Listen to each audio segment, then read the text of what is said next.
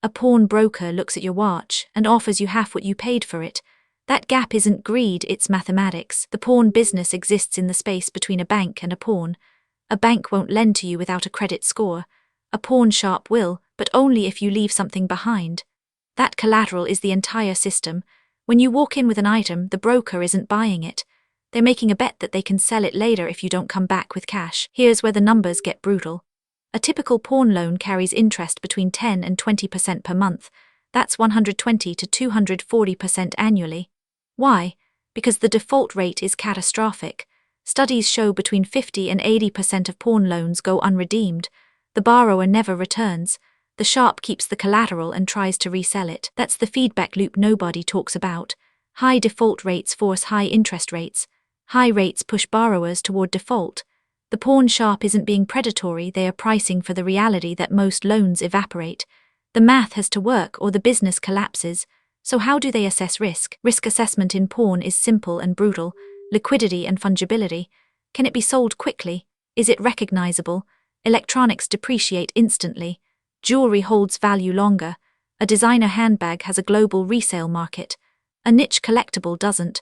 The broker's offer reflects how easily they can convert your item back into cash if you vanish. This is why your $800 laptop gets offered $200.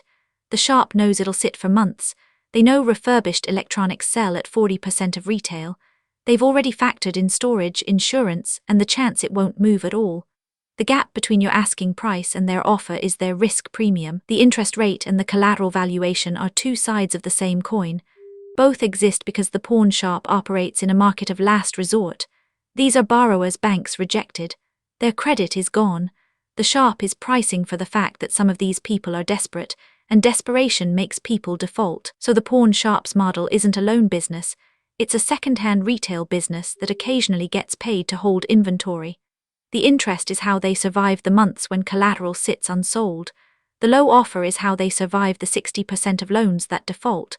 Every number you see reflects a calculation made decades ago, tested against thousands of transactions. That watch you brought in at half its market value. The broker isn't being unfair. They are pricing the risk that you won't come back, that the watch will sit in a case for 6 months, and that when it finally sells, it'll fetch even less than they paid. The system looks predatory because it's transparent about something banks hide. The actual cost of lending to people with nowhere else to go. This video is for educational and informational purposes only and is not financial advice. Always do your own research. Subscribe to explore how everyday businesses price for risk, the systems behind the numbers you encounter every day. This video is for educational and informational purposes only and is not financial advice. Always do your own research.